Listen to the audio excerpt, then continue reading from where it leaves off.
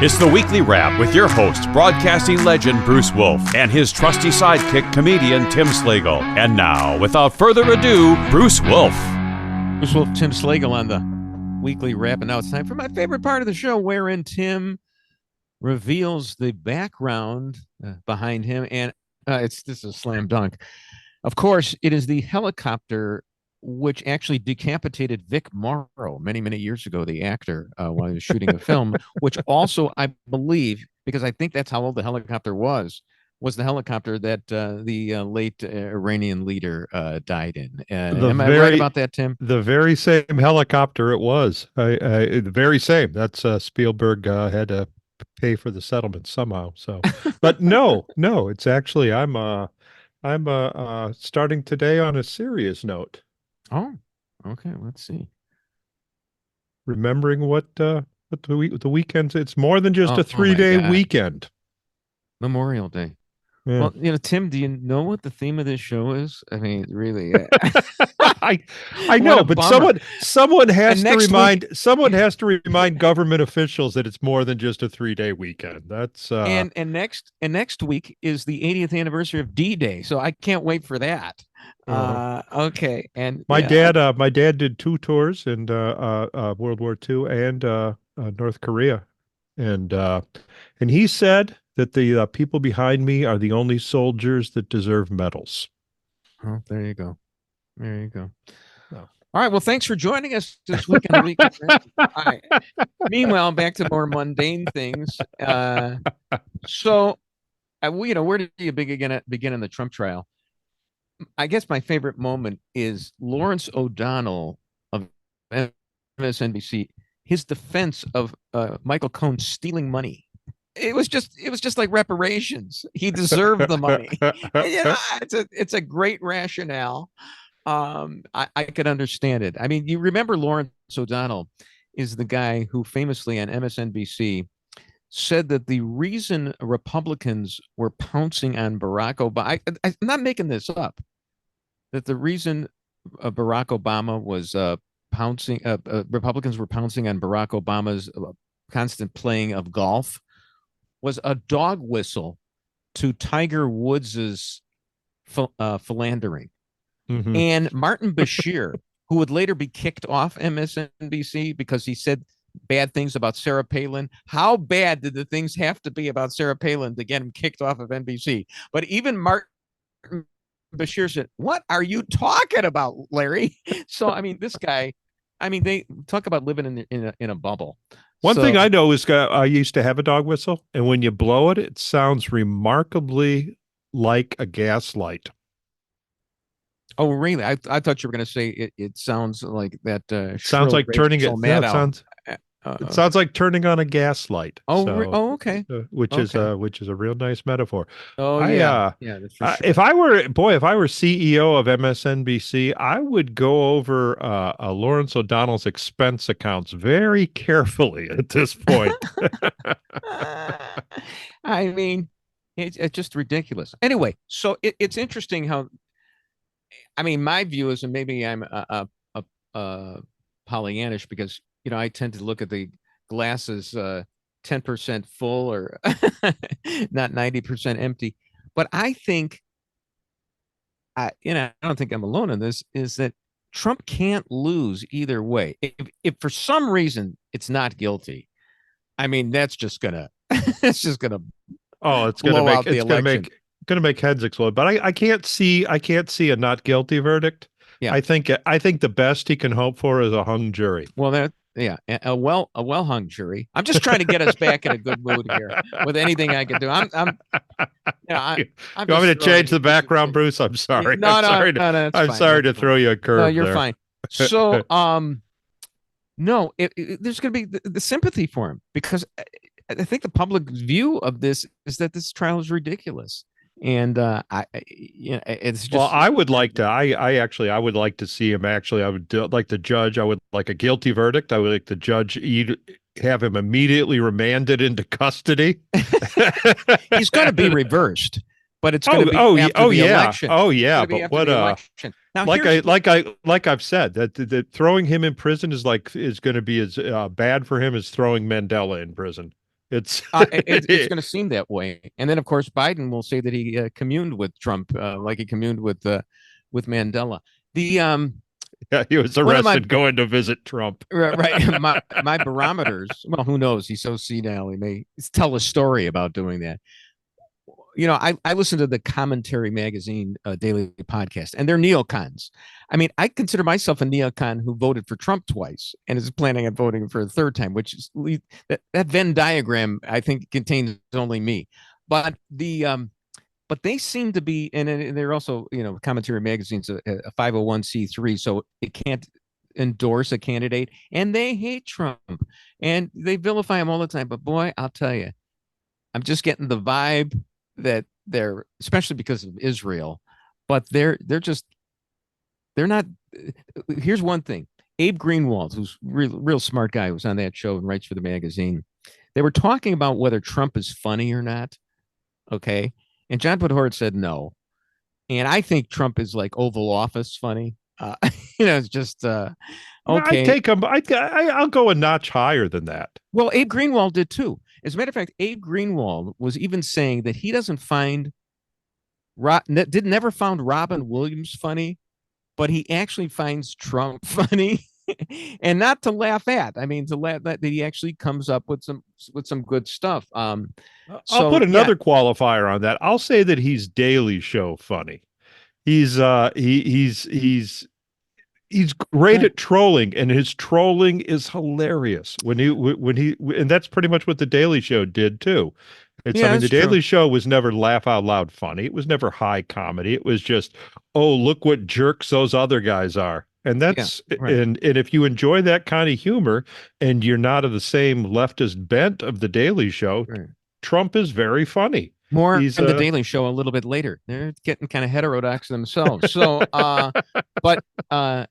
yeah. Now, did you find Robin Williams funny? No. Okay, there you go. I did. I did. I did when he was Mork. But how old was I at that time? Sure. So then you didn't find it funny. Here's the thing. It's interesting. No. I was once a guest on this show done by Jack Taylor, the former Channel 9 news anchor. And in the twilight of his career, he was on Channel 26, where they just show the stock market quotations at the bottom of the screen, and he would do interviews on TV. It was toward the end, and he had me as a guest once, and I was free associating about everything. At one point, I dipped below the stock market quotations, my head, and I kind of made it look like I was performing some unnatural act on Jack Taylor. By dipping my head under this quotations. And he was laughing hysterically. And he said, "You remind me of Robin Williams." And I didn't know whether to take that as a compliment. Apparently it was an insult, according to Tim Slagle. But that's one of those sideways compliments. Did you find Jonathan Williams? Yes, I did, but I was even younger at that time. All right, there you go. So okay. No, it's just interesting. But even from a political standpoint, I'm seeing the neocons, and you got one neocon who probably always, would have been honest and admitted that he thought that Trump was funny, maybe for the same reason that you do, the trolling. It just seems like there's body English there in Trump's direction. I don't know the latest polls. There's a Democratic pollster who says, "Oh no, you're just and talk about living in the bubble." In the MSNBC bubble. I mean, well, if you want they're not believing it. If you want Tim Slagle's poll update, the betting odds now, Trump is now 10 points above Biden. Really? On the betting odds. Yeah. How does it look in Pennsylvania? I mean, I thought Trump was leading in Pennsylvania. I'm just talking Biden the betting only odds. Had Michigan.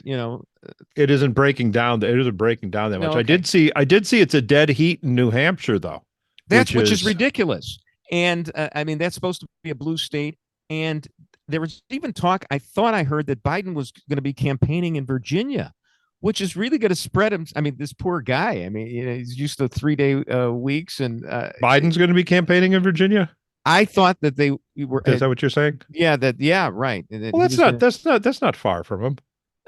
he won't get too far away from his nurse. I guess so. So yeah, it's just it does seem like I mean, anything can happen, but it does seem pretty good for Yeah, Trump does not right say now. the Biden team is sweating. Is Dan Bongino was saying that look out for RFK Jr. If Right, he is the wild card. And last I heard, he was going to hurt well, Biden more than that, he's the logical choice if Biden drops out. Well, that's just ridiculous. And I know they're talking about they have the debate early, and then in August they can. And Nate Silver was saying this. Yeah, oh yeah, then hey, if you have to think about it and make the change in August, you can still do it. But they can't go with RFK. Can they make the change in August? Who knows? I don't know what because the rules are. Ohio just decided that they're going to have to pick a candidate before the convention, or he will not be on the ballot. Right. So Ohio, and they said, well, we can get that law changed, and the Ohio legislature said, no, you can't. You maybe should do that. No. And that's the thing. RFK Jr. will be on the ballot in Ohio, and Biden might not be. So, I mean, that might be a precursor to what's actually. Trump's going to win Ohio anyway. Yeah. So that's really a moot point, I think. But it's hard to imagine this turning out any crazier than it's already been. I mean, there are October surprises. Your standard, let's indict Cap Weinberger on the weekend before the election and stall the progress that George Bush was making so that Clinton can win. I understand that. That's standard. But this kind of thing, that would be a sure sign of climate change that October surprises are happening in August. There we go. Bruce Wolf, Tim Slagle on the Weekly Wrap.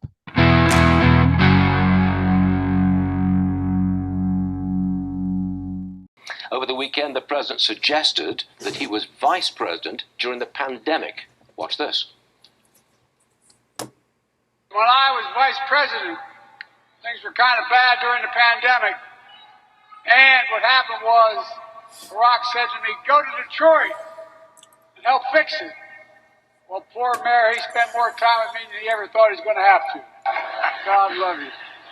Well, now look at this for a second. As you can see, the White House edited that gaffe out of the official transcript. Bruce Wolf, Tim Slagle on the Weekly Wrap. I'm only. Why am I an apologist for Biden? I don't know. Maybe remind you of your dad. They start blurring. Really, Tim, don't you? I mean, from your birth to now, isn't it all one big blur? Well, here's what everyone's focusing on is he thinks that he was vice president during the pandemic, and that Obama sent him to Detroit during the pandemic. Okay, my guess is maybe he thought he was the vice president during the pandemic because Obama sent him to Detroit. That could account for the confusion. It's possible. That Obama said you have to go to Detroit to talk about the pandemic, and he didn't realize he was president. Right. Thought he was still the vice president under Obama at that point. Yeah, look, anybody can make that mistake. You could also make the mistake that one of the captives, one of the hostages, was actually in the audience for Biden that day, which would explain a lot why he doesn't really dwell on them that much. Well, he's been doing that forever. There was another congresswoman. I think he was like at a memorial service for a congresswoman, and he asked her to stand up. Oh yeah, sure. I think that's what that was. I can't remember the details of that. No, right. And then she was already dead. Yeah, and then there was also a guy who had lost his legs in the war, and he goes, "Come on, stand up, Jack. Stand up so everyone could." Oh, good Lord, what am I saying? Which doesn't lend a lot of credibility to his assertion that African Americans can't get water at a polling place. Which it was right from the Larry David from Curb Your Enthusiasm, which I'm sure he's a fan of. So yeah, we referenced this in the last segment.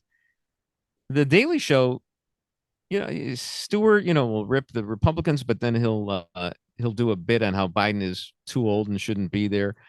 They put together this thing about Kamala's word salads, and I mean, basically, do you know why her name? Do you know why, by the way, why her name went from Kamala to Kamala?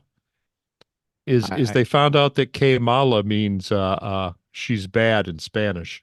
Oh, really? Okay. All right. That's why they've made it, because it was originally when she came on the scene, she was Saturday Night Live bit. It was written by their liberal critic, Michael Phillips, in which he interviewed a Columbia College, no relation to Columbia University, Columbia College professor of comedy, who said, "Oh, we're beyond satire now." And basically, they did not find that bit funny. And of course, the reason they didn't find it funny was because they're in favor of the Palestinians. That's why. So I get it. But here, that little Columbia thing that happens a lot. My niece went to Columbia College, and everybody every day they'd say, "Where are you going to school now?" "Oh, Columbia." "Columbia College." Yeah, exactly. Like I had a couple of kids that went there myself.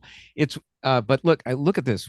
It's one small step from ripping Kamala to decanonizing George Floyd. I mean, Trump may win by acclamation. I mean, the dominoes are falling. Well, I think watching that Daily Show thing, I think that comes from the same part of the party that said that Biden go ahead and challenge Trump to a debate. I think that they want to jettison the ticket, and I think that it's like, yeah, it's okay, you can make fun of Kamala now. So they're actually setting up Biden, figuring that setting up Biden to fail in the debate, and pay-per-view. I'm telling you, and is told the satirist, the satirist wing of the party, that it's okay to hit them. Start hitting them both. I don't believe, unlike tinfoil right here. There's the tinfoil again. I don't think they need, just like I don't think Lois Lerner had to be told by Barack Obama to start investigating conservative groups.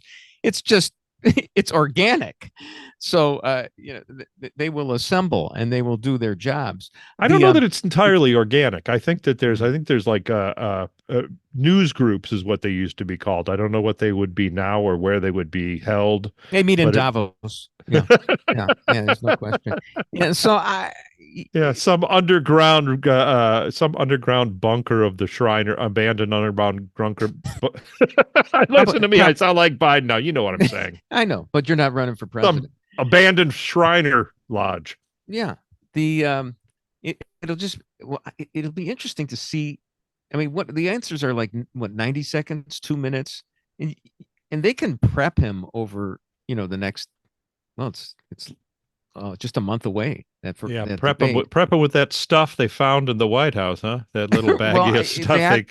I'm sure that's whose it was. And it's like, you can always answer a question the way I answered questions in college when I hadn't studied the material, but I'd still write something in the blue book and I would change the question. It sounds a lot like Kamala's speech, doesn't it? No question about it. A lot of gobbledygook. The history which is behind us, and we are endeavoring to find which is behind us. Big handwriting, to make sure that you fill the page. Sure. Anyway, I bring this up. I put this on the rundown because, I wanted to get your expert take on Olive Garden. Did you see the Olive Garden inflation menu? There was this tweet. It's hysterical.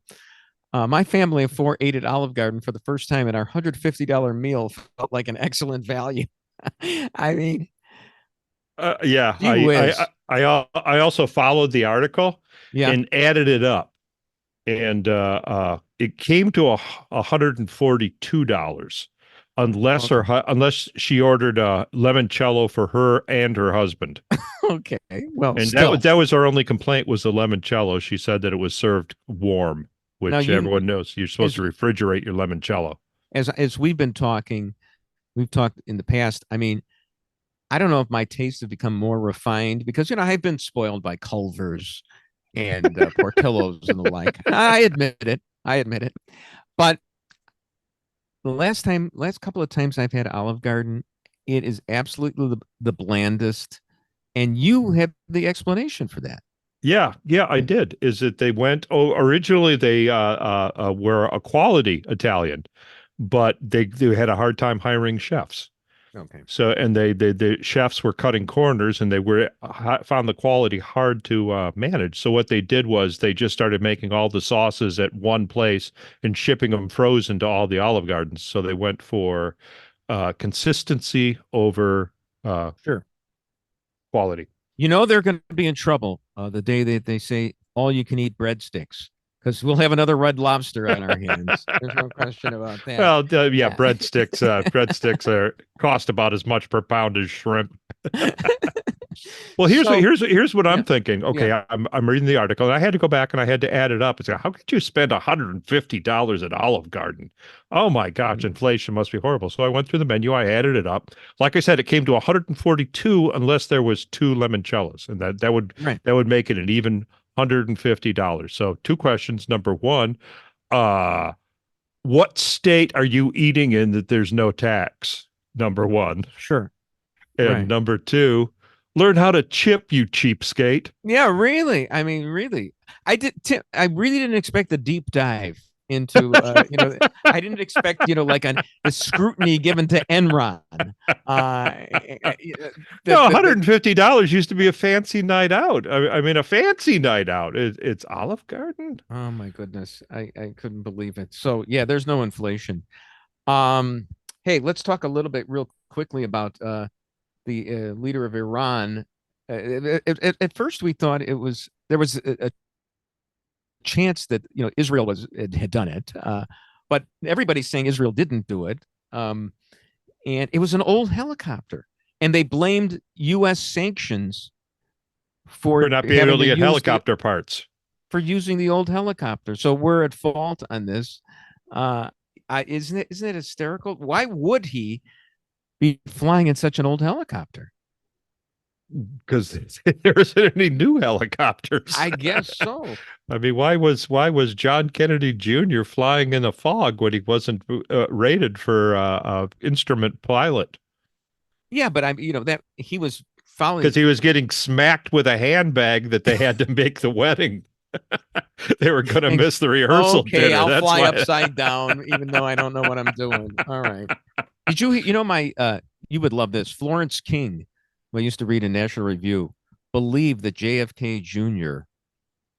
had a lot of work done on his face. He disappeared. He looked like, one of those geeky hawk-like Kennedys originally. And then he disappeared for a few years, and he came back as this really handsome dude. And she thinks he had a lot of work done during that time. Agree? Disagree? But big possibility. That Chelsea disappeared for a while and came back not looking like Webb Hubble. Webb Hubble. There you go. Bruce Wolf, Tim Slagle on the Weekly Wrap.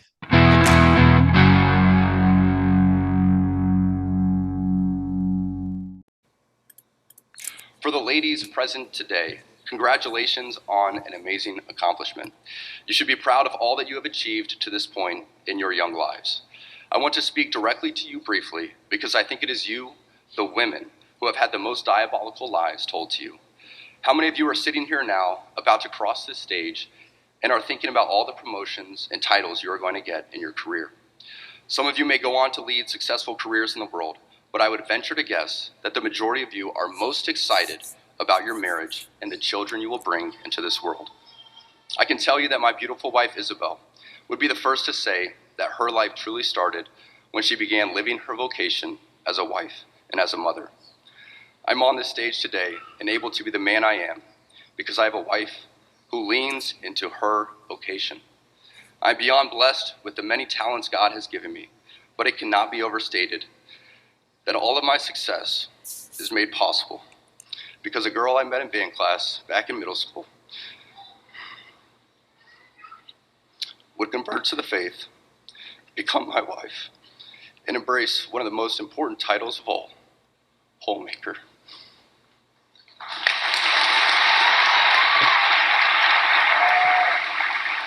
Bruce Wolf, Tim Slagle on the Weekly Wrap. No, this is not a rerun of last week's show. This story has legs. Harrison Butker, great leg.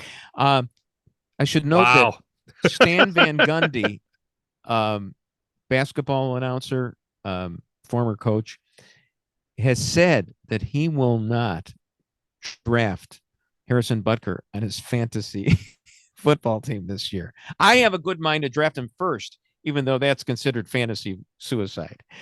But yeah. Well, how many men having a full-time homemaker? How many men have that as a fantasy? Exactly. It really doesn't exist that much. I mean, most of us bums don't make enough money to cover the Sure. rent. It's we Got it. we don't want Totally, in the kitchen. No, get to work, honey. totally get it. And you keep working until you qualify for your pension. You got that? So, no, it was just an interesting thing. I knew this story. You know how these news cycles go. Typical cycle. This one is flushed out after a couple of 3 days, but it lasted into. We talked about this last week, and I knew what it was going to be. I mean, he said a lot of things. For one thing, I think he blamed the Jews for killing Christ. I'll let that pass, okay? But what he did do, I missed that part. Oh yeah, I think so. Anyway, but he did do the whole routine about a woman in the home. And of course saying that it's okay, that all your lesbian professors tried to tell you differently. I'm here to tell you it's okay if you want to be a homemaker. Well, there's nothing wrong with it. He basically said what we want him to say. It's just, and we'll graft on because I didn't listen to all of it. I've read about it. Yeah, if you look at it in a benign light, I guess he wasn't ordering women into the kitchen, wasn't ordering Hillary to bake cookies, not even ordering Hillary to stay with her husband, whom she left, I believe, 20 years ago, right? Actually, that was the funniest thing to me is when she said, "What would you rather I stayed home and baked cookies?" Hell yes. And the political advisors, when she said that, there was such negative press. They said they called her up and they go, "Hillary, yeah. You're going to bake cookies." we got a representative from Good Housekeeping is going to be calling you. You and Mrs. Bush are going to do a cookie bake-off challenge. Sure. if you remember that. Yeah. Interesting. It's that. So then the NFL came out with a statement against Butker, although I think they've walked it back since then. But somebody tweeted this; it was hysterical. There was this player who was on Kansas City as well. Now he's on the Dolphins, Tyreek Hill. He has 10 children by 5 different women, and the NFL has never issued a statement condemning him for doing that. So we did have Andy Reid, the coach of the Super Bowl winning Kansas City Chiefs, as well as Patrick Mahomes, the best player in all of the NFL, defending Butker this week. Not what he said, but his right to say it, which right. is a real easy. Sure. Yeah, don't start sending me hate mail. Right. Here's the Tim Foyle take on why they're misrepresenting what he's saying and why it's such a big deal. Is that I believe is that the underground the Shrine Temple there, the DNC, they realize that all the Swifties are Chiefs fans now. And that's the last thing they want the Swifties to hear is like, it's okay. You don't have to. Look how miserable Taylor is, ladies. Look how miserable she is. She's been whining for 10 years. You know why? Because she wanted to be a career woman. She didn't want to bake cookies. Yeah. Well, yeah. I mean, aren't all her songs, I don't know them. Aren't they Alanis Morissette or whatever in the Well, yeah, it's about how all the guys have wronged her. Yeah, wronged her. And after 10 albums, honey, maybe it's you. It's possible. I mean, you've had your career, Taylor, and I didn't know this discussion would devolve into Taylor Swift, but I'm prepared to meet the challenge. You had your career. What's the extra, $10 million? Just why don't you settle down, have about 5 or 6 kids, and then maybe you can sing about them in about 20 years. See you later. She's like 32, right? Yeah, well, you can stack them. Tick tock. You can stack them. Time to freeze the eggs, honey. Right. So anyway, the best statement, of course, was Eddie Vedder of Pearl Jam. I believe I was standing next to Eddie Vedder in the Chicago Bulls championship locker room, about 30 years ago.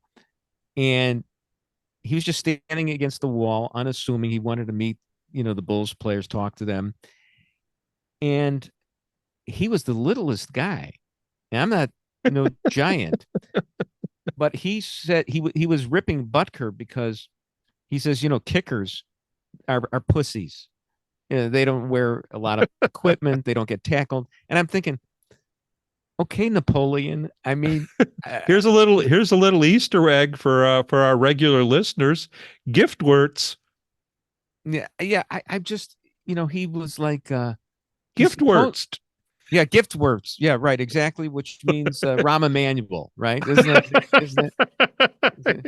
Yeah, it means ambassador to Japan. It means a little guy who's a little demon, I guess. Isn't that what it was? Poison dwarf. Poison dwarf. Poison dwarf. And Vedder, according to his biography, is 5'6", although this reminds me a little bit of when Mayor Daley, the City Hall press release said that he was 5'9", and I used to every week say 5'9" Mike Keister on TV. I once asked Jane Byrne, a diminutive woman herself who was the mayor before Richie Daley, and I just point blank asked her on TV, so how tall is he? And she goes, about 5'2".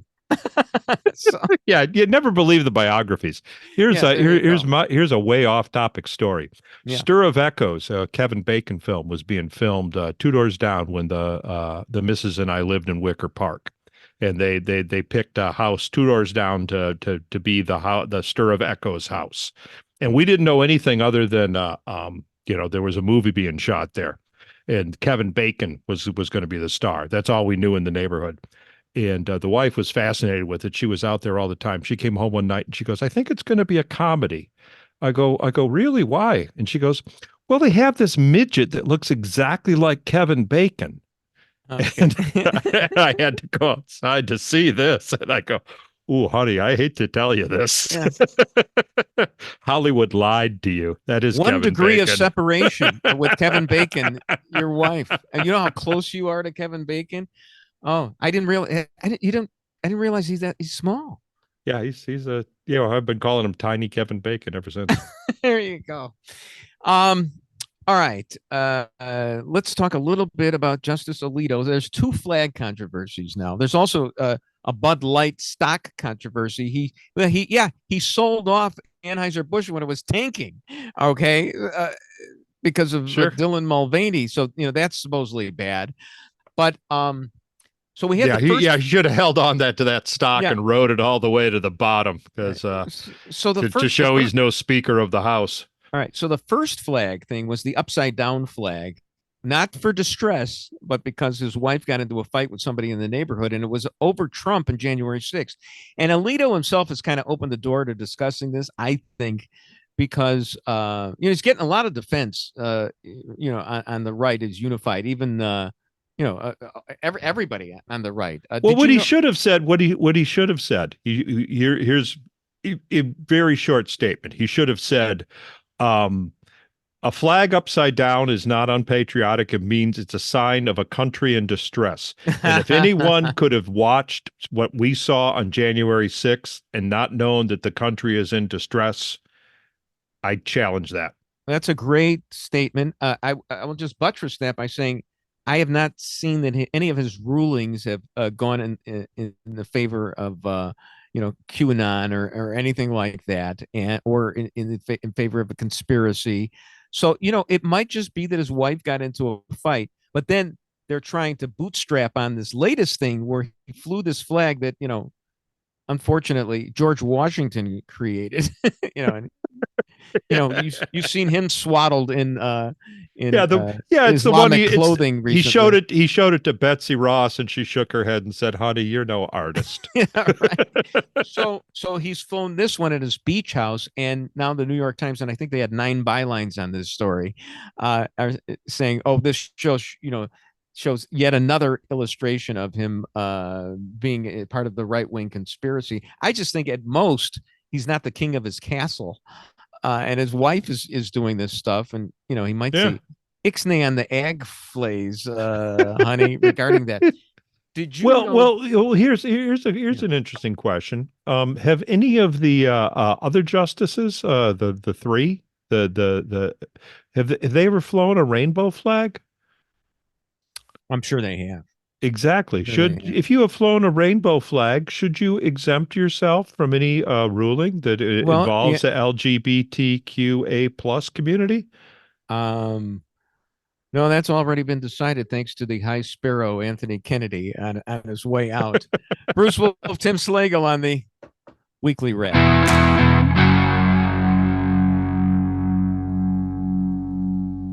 Patient is a 68-year-old man. Are those Glassman's? His cancer's back. Can't say goodbye. Just got you back. I will find a way to save them both.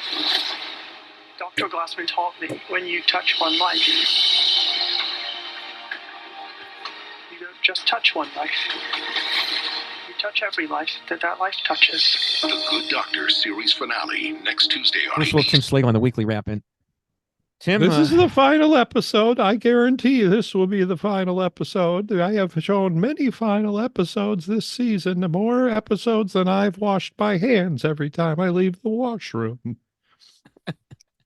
Yes, and I just brought this up just so I could hear you do your Good Doctor. Since I had to actually watch the series, 7 seasons worth.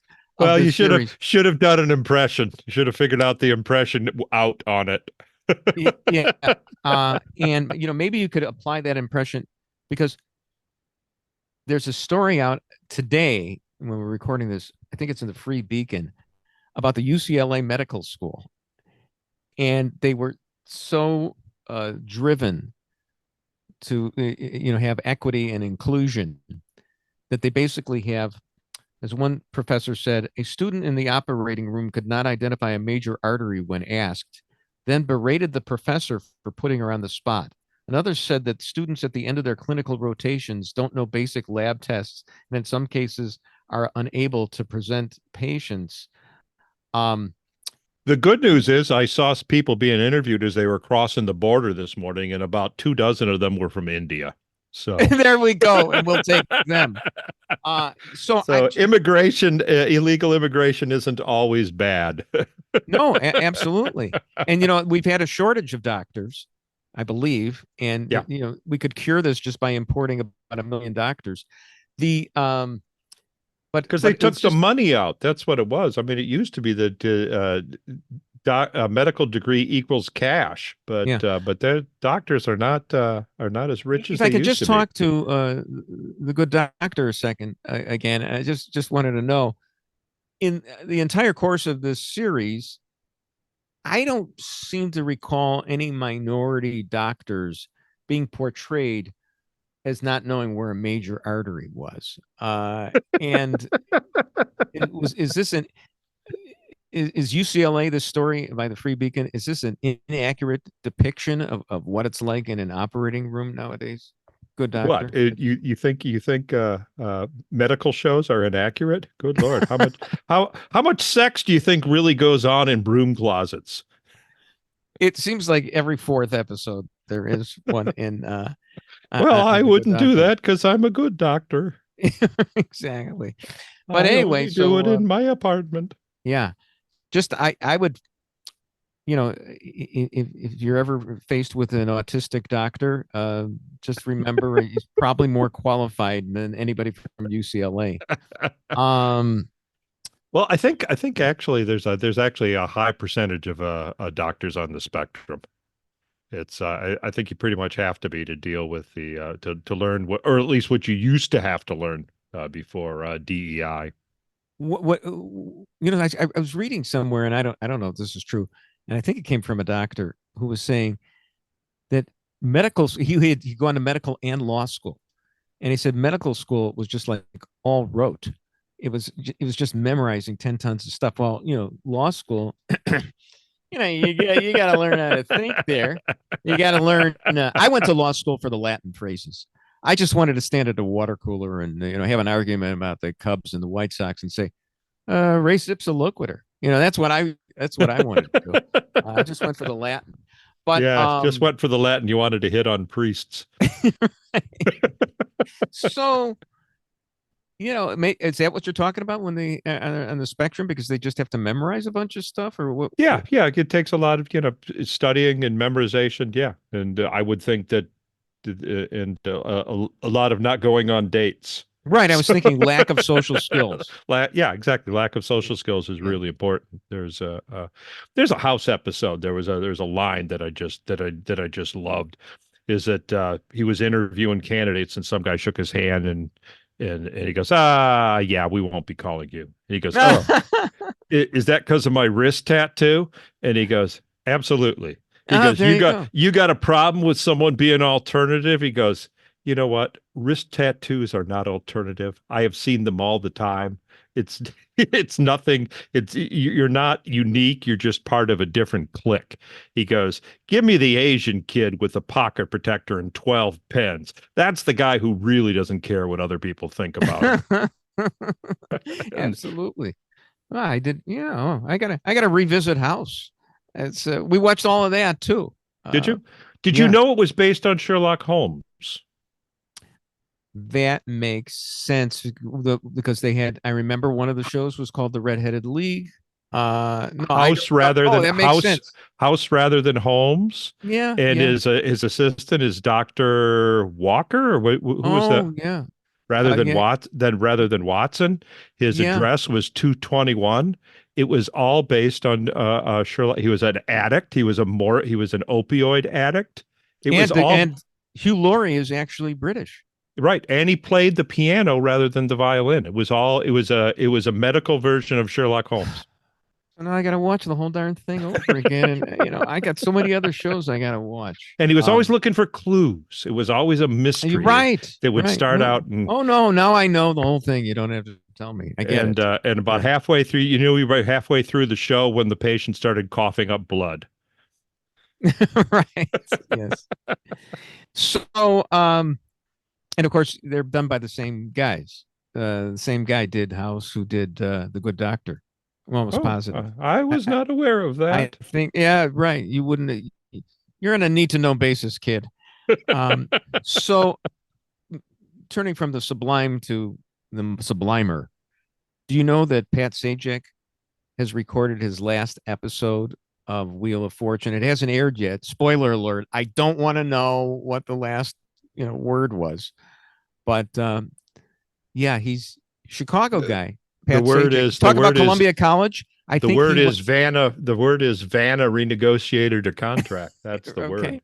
No, I'm pretty sure he's He's a Columbia graduate. I think he's Columbia College. I'm not sure, but I think so. Chicago guy, and very possible. And I probably took him like 3 days to record all the shows for a month, if that. Oh, the game show, that game show host, 20 million a year. Or it's like the sweetest gig in showbiz. Oh yeah. You work a couple days a month, and yeah. And remember, he didn't give up that day job when he actually went up against Johnny Carson on CBS. Sajak, they actually hired Sajak on CBS to go up against Carson. It didn't last very long. But yeah, there was a very brief period there where there was a talk show fever. There was a bunch of them. As Joan Rivers had a talk show, Pat Sajak had a talk show, Chevy Chase I think had a talk show. Well, just to get you into the history of this. Arsenio Hall, all of them. Fox did a lot of this, and Joan Rivers was the heir apparent to Johnny Carson. Carson was her champion, and she then decided to take a deal with Fox, and he was really upset about that. And so she took a deal with Fox. And when she was on vacation one week, she had a guy named Jonathan Brandmeier do the week's worth of fill-in for her. And he was really good. And he also is the guy who basically made my career in Chicago radio. He's the morning guy. And Johnny was so good on that. And then what he tried to do, he tried to parlay that. He thought way too much. Fred Silverman, the honcho, whatever, paid him a lot of money. They developed a TV show, and he figured, no, I'm not going to try and do it like Letterman. And it made sense. I'm not going to try to be like Letterman or Joan Rivers or what I just did that was so successful substituting for Joan Rivers. I'm going to try to make something different here, and it flopped miserably. And because I'm an evil, disgusting person who there's Johnny, Schadenfreude. I loved it that Johnny failed, even though this guy actually made my career. I mean, he made my career. Look at that skinny undone tie that in the picture that Chris is putting up. Anyway, that was the big fad then. Remember the skinny tie fad? Right. He made a movie. He made a movie with Mary Tyler Moore, a made-for-TV movie that sucked, and he admitted it sucked because the NBC censors took all the jokes out of it, and I believe that. I totally believe that. Wow, anyway, he was ahead of Seinfeld on that one. Yeah, no, that's exactly what Seinfeld said. Jonathan Brandmeier. There's other people who are responsible. I mean, Steve Dahl was very instrumental. Jimmy DeCastro, Larry Ward. I'm giving my Hall of Fame speech right now, even though I'm never going to make it. But Johnny, was so instrumental, and we had a blast for. So, I had like 3 tours of duty with him, but yeah, he stood in line. I mean, if a break goes this way or that way, he's, one of those late night hosts. Thanksgiving Day. Yeah, it was awful. Absolutely awful. But anyway, speaking of guys who deserve a break, I know you don't care too much about the new White Sox announcer. Let's skip that one. All I just want to say about him is that if this new guy, John Schriffen, had, if Jack Brickhouse, who's like the most celebrated announcer of all time in Chicago, if he had to live in the Twitter era, he wouldn't have survived because he would have been looked as like a shill, a homer, and he wouldn't have survived at all. So, it always depends on timing. And my timing's a little bit off. Any final words here, Tim, before we go? Any German words that you can leave us with? Yeah, everyone have a somber Memorial Day. Yes. You can't really wish a happy Memorial Day, can you? We'll follow it up with an even somber 80-year recollection of D-Day, because that's what you get when you listen to the Weekly Wrap.